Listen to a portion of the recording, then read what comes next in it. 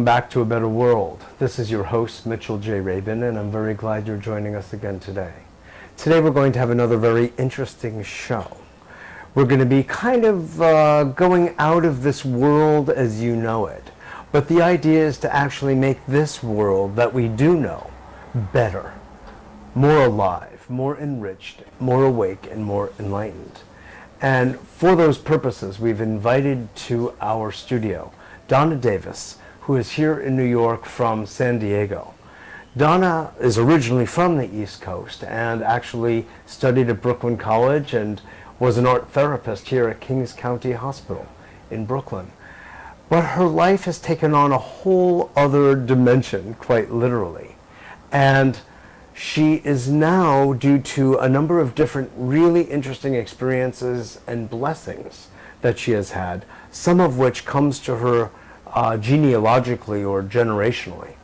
She has been gifted with the ability to be both a medical intuitive as well as essentially a spiritual teacher and healer in her own right, through her ability to see and sense beings in other dimensions, and they speak with her and they converse with her, and she can then utilize their intelligence to helping we humans with our path toward the divine and for making a difference on this beautiful planet Earth. So welcome to the show, Donna. Thank you so much. It's so nice to meet you today. It's so good to have you. Wow, and boy did we meet. I know. You know, God knows what planes they were, but it wasn't United or Pan Am. It was more like United, actually. You know? I know. It was amazing. Somehow I'm here, and I don't even know how I got here from talking to you once on the phone, I think, in California. And yeah. All of a sudden you invited me to talk with you today. I got a certain feeling from an email. I get so many hundreds and thousands of emails, I cannot begin to tell you. And I have to sift through them because many people want to be on the TV show or the radio show, and many very wonderful people, but it's just not possible to do all of them. And so I have to be rather discerning about who I deal with when, and we're dealing with time. And there's something about the email that I received from a friend of yours, apparently, Andre, who sent this to me and sort of asked me to help out. And I just got a really good feeling. And it looked a little out there, but the idea of galactic mathematicians appealed to me. Okay. At least it had the ground of mathematics. You know? Right. No, I'm playing with you a little bit, but no, I had a good feeling. And then I felt like I really did want to meet you, and I really did want to do the session that we just did together and have you on and share your knowledge and wisdom and experience with our guests. Thank you so much. Yeah. Thank you. Absolutely. So just tell the story, if you would, in kind of an encapsulated form, how you went from being an art therapist and working with children and others to what you're doing now. Well, I was in Botswana in 1999 when my aunt, who had died, appeared to me and downloaded this information of... You were in Botswana for a safari. A safari. With your employers, who were these very well-to-do gentlemen who were... Yes, we were... looking to do some business in Botswana. We had some import business. And I was fortunate enough to go on a safari. And I was in a tent with my cousin when my aunt, who had been a famous psychic in New York and had died... By the name of? Esther Garson. She died, I think, in around 1973. May she rest in peace. Yes, may she rest in peace. Thank you, Esther. And so she appeared and said, okay, you're ready. Opened up my head, and I was... Etherically. Etherically, yes. She appeared etherically. And I just started having information. And my cousin, who was sharing the tent with me, would ask me about these random people. And I would know all about their physical condition, like people I'd never met. And I could just tune into their energy field. And you did so with accuracy. you found out Yes, later. yes, it was true. It was information that I would have no access to on a conscious level. And had you had any proclivity in this direction prior to this experience in the tent? Well, my aunt had visited us. My aunt lived in New York, and we lived in Buffalo when I grew up. And she would visit me and do healings on me as a little girl. And she said, "Someday I'll teach you. Oh. Someday when you're ready." I see. So I guess I was ready at that time. But I always had a sense about like who to trust, energetic fields, being like very hypersensitive, being an artist. I always kind of had a sense of, what was safe or not safe. So Yeah. Okay. that's where I began. But prior to that, you had not had an experience of your aunt coming to you so strongly after having passed and left the body. No. That was No. like a definitive moment. Definitive moment. From there, I just went on the road. Honestly, I just went. My cousin said, "Well, I'm going to book you in Boulder," and I went to Boulder. So your cousin bore witness to My this cousin transformation. She said, "Well, come to Boulder, I'll get you readings." I walked into Boulder, literally was booked up. So I've had these amazing miracles, just like And when was that? you are. And this was like 1999 after our trip to Botswana. Hmm. And then I've noticed these magical connections have happened. I was gifted with a blue seraphim angel that came. She came to me in October of 2008, and she said, "This is my class. I want you to teach it and take it to the world."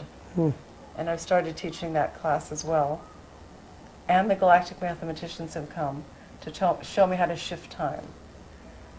So, So how do you do it? How do they do it? they And just- after that, we'll go into some of what Okay. happened with what Right. happened with me, because it's they rather actually, special. Yeah, the galactic mathematicians have come recently. They just stood over my bed and say, "Donna, Donna, wake up." And I... In English? In English, yeah. And then they started giving me these downloads. Do they speak in any accent? No accent. Looked like regular people. One guy had a mustache, actually. 7 of them.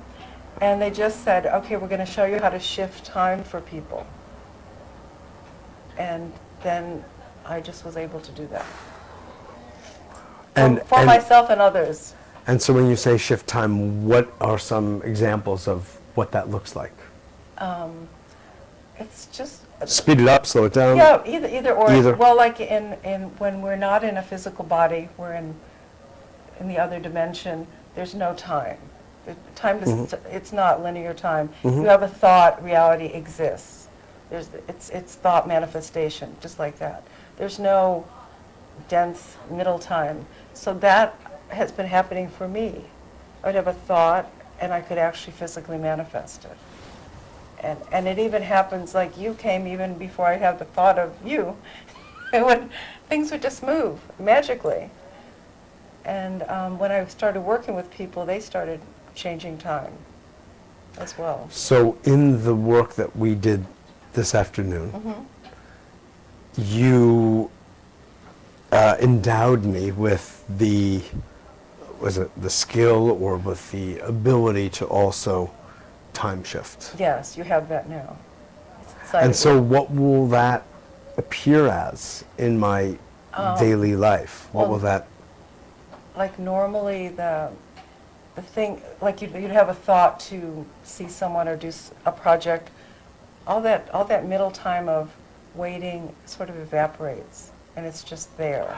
So what you're saying, okay, so there's a simultaneity and immediacy, Yes. waiting in line. No longer. It's just like synchronicity. It's just like, ooh, it's just No more there. lines at the post office? No more lines. I mean, honestly, you can. They Or is taught it me- this experience of time that's shifted? See, if time doesn't really exist, I don't know how we change it, except well, you by our experience of it. It's choices. I guess for me. It's, Do you know what I mean? wait, say that again. Well, since time really doesn't exist in the Time doesn't truest exist. sense, Right. how do you change something that doesn't exist? Well, the only thing we can really do is change our experience of time, because we have experience of time. We have experience of time. What we call moving slowly, fast, medium, It just looks, for me, it looks like whatever you want can appear faster without. What the galactic mathematicians delete the programs of thinking that this isn't possible or I can't do it. It's just gone. So when you don't have those thoughts, then from A to B becomes very fast. Got it. So you're really talking about from thought to manifestation. Yeah, exactly. That's that exactly. time frame that we usually experience there has been dissolved, neutralized, what have you. Okay. It is. Cool. So tell me then, I should tell you that I just went through this very deep, I'm still in an alpha state, but I was down in lower theta or so for the past, almost hour. And I was listening to your voice and I heard, of Solomon sitting here chuckling, glad to see me again after some time, something, and like old brothers, Yes. and glad to have me back in the space, basically. And then I know you just went through a series of things, and then you read some, and I just was kind of in and out and all about, and felt really good, but I don't really know in any kind of further concrete way what happened. So tell me me and the audience about what it is you experienced before coming here and all of that. Well, I meditated about Mitch's reason to be in a physical body in this time. I meditated about your energy and why you're here. And King Solomon came to me and showed me that you were here to shift the world with abundance, with support, with that you were from a priesthood of the Cohens, and you knew about Kohanim, sorry. and you knew the tree of life, you knew the Kabbalistic codes. All the secret knowledge was inside your cellular memory, which I believe was awakened today. So going back to the thought of time, the time when you're with King Solomon in his court to now, it's just there. It's just there's no time. You're just picked up from the being surrounded by kings in the court, and so your life will shift into that. If you choose to accept this gift. The being in court. I mean, a good way court. I know, I'm playing.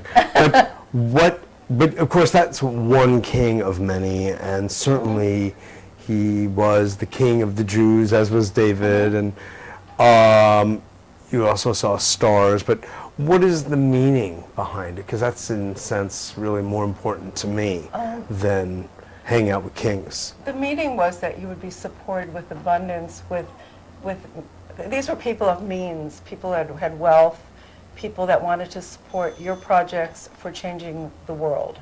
King Solomon was very wise, very fair, very generous, and you're just picking off where he left off, and where you left off in that lifetime, where you can actually expand your work and really take it to the next level for the planet, because that's who you are, your gift. Why did I leave off then? In other words, tell the whole story.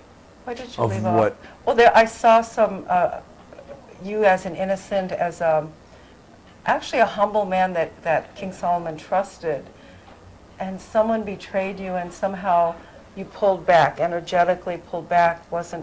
You didn't really come full circle until now, in this quote-unquote time that we're in now, is your time of ascension, a time to bring it to the planet, and that your work will be supported now.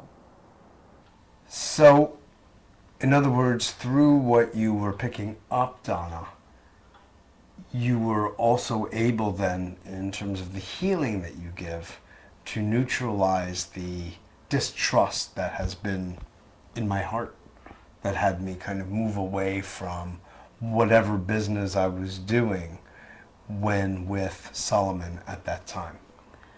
Yes. Is that what I hear? Yes, that's true. I believe that the trust kept you from, or the betrayal and the distrust kept you from It's like a microphone.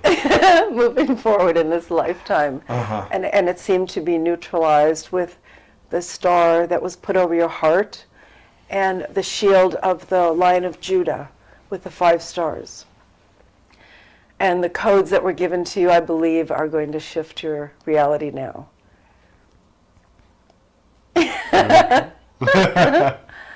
Waiting to be shifted. Yes, yeah. Well, I felt like woozy during and after the... So I thought, how am I going to do an interview now after that, you know? But what else had you said about, you know, when you were meditating on me prior to coming? Well, You said a few interesting I things. was thinking about you, you know, since we met and meditating Oh, on yeah. your energy, and I got this very Jewish energy, very, I'd never had experienced that before. It was real specifically a Jewish Kabbalistic priest energy that I'd never ever encountered before. So I thought that was kind of fascinating that I'd never seen that energy specifically Yeah. for you. It was just really different. Yeah. So. Wow. I'm starting to feel very Jewish. The high holiday week. I tell you, you know, it's right. Further enhanced, Of exactly, as we approach Yom Kippur. That's you know? right. No, it's very interesting. It's very interesting because my relationship to Judaism is a very deep one, and it's also a very specific one. It's not a card-carrying from type. It's not my interpretation of what my role is vis-a-vis my ancestry. It's one of deep love and respect, honor and reverence, and deep, unspeakably deep appreciation of the wisdom, the energy of it, the light of it, and not the dogmatism of it. Right, and I believe that you connect to the roots of Judaism, which was the pure essence of the sacredness, the connection to God. It was very sacred and holy. Mm-hmm. And, you know, with time and culture, things get diluted. And this, but the roots that I felt from you were so pure. Mm-hmm. The essence of what is Judaism, what does that really mean? Yeah. What is that connection? And Yeah. being a light, what does that really mean? And I believe you have that. Yeah, I do too. And I mean, my relationship to Jewish humor is just like too deep to, you know? Right. If anything betrays me, it's that. No, there's something about it. There's a deep appreciation somehow of the brotherhood of it. And Right. when I was in Israel, in the old city, actually just outside at Or Sameach, at a Orthodox yeshiva for about a month, a little bit more, I got in touch with the depth of the roots of it. In a way, I was blown away. And of the power of the book, actually, and of the mitzvot, I got in touch with what it was to live a certain kind of life. And I wouldn't exchange that for anything. It was so precious and pure and connected to my ancestor, but also to my own being that for God knows how many generations. Right. You know, myself, my own soul. So I hear what you're saying, and I very much appreciate it. And it reawakens that. But I also got very clear of what I consider to be essentially a form of racism and cultism that I just don't want to have anything to do with. So I feel like, if anything, I am sort of, the way I'm doing Judaism is a modernizing of it in a way, and stepping out of the old world, clad in black. I don't know what they're doing, you know, but to me this is not life affirming, and it's segregating actually, and I'm not into it at all. But that aside, the essence is what counts. And Kabbalah is essence. And there's a lot more, even in the regular teachings, you know. And so it's interesting that came up Right. so much on your screen. I think like in all traditions, there's the essence in all whatever group you belong to. in Chinese medicine or Buddhism, the true essence Exactly. of the roots is really what we always want to embrace. Exactly. To really, take that part and be that. And it's, don't worry about, you get stuck in the dogma or the church's or synagogues interpretations, rules. Right. So it's like from God and then all these intermediary beings to self, but, the direct connection is where we're going. Yeah. In Judaism, they happen to call the cultural character of the dogma minhag, Okay. and versus halakha, which is the law, the Mosaic law. And these are two very different things. They occupy different spaces. There's supposed to be a through line. Sometimes there is, and sometimes there's not. So, in other words, things go on through the rabbinical lineage that just have nothing to do with the Mosaic, the original import of what happened in Sinai, if you accept that, and the visionary origin of the Jewish way. And I just stay connected to the mystical heart of it, which may well be Egyptian in origin when we look at Kabbalah anyway. It could be. So, and if you do the tracing of what that comes from, it gets interesting. It's more than it appears. That's how I feel about it. I see that we're all connected. Yeah. From Abraham, the Muslims and Jews came from Abraham, the same family. And Jesus came from this line, so we're all really, if you keep going back to the roots, we're all one people. There you go. Exactly. And we could bring in the Vedic teachings too, and the intersection between the Vedic culture and the Hebraic as well. It's multifaceted. But I want people to know about you and your work with the galactic mathematicians and the work you're doing also with DNA strands. And if you would, share with us. Sure. And even though we have a new relationship to time shifting, it's still disappearing. Well, I think I talked about the galactic mathematicians of shifting time, and they also, I don't know if I mentioned this, they clean the planet. I saw them, it looked like a movie and fast forward. Good, because I need help. They have the plant, when plants grow really fast. They were just showing me images of fast forward, like motion pictures, and cleaning the planet with cleaning this shifting sand around the planet, on the exterior of the planet, so we can be in the light as well as where we're supposed to be, as an ascended planet. And I just saw them doing this sweeping of the negative energy. That was the vision they gave to me.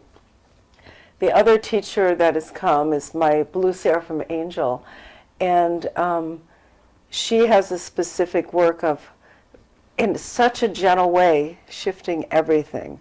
Just shifting dimensions and belief systems and connecting you with the oneness that we are.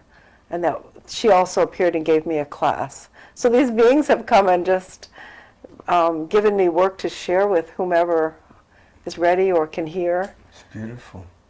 Say a word or two, Donna, if you would, about the DNA strands. Oh, the There's DNA. been a lot of talk about the strands and being prepared for the shifts of Gaia into her new home in the galaxy. Right. And we need to be aligned with that, or we might, who knows where we'll go.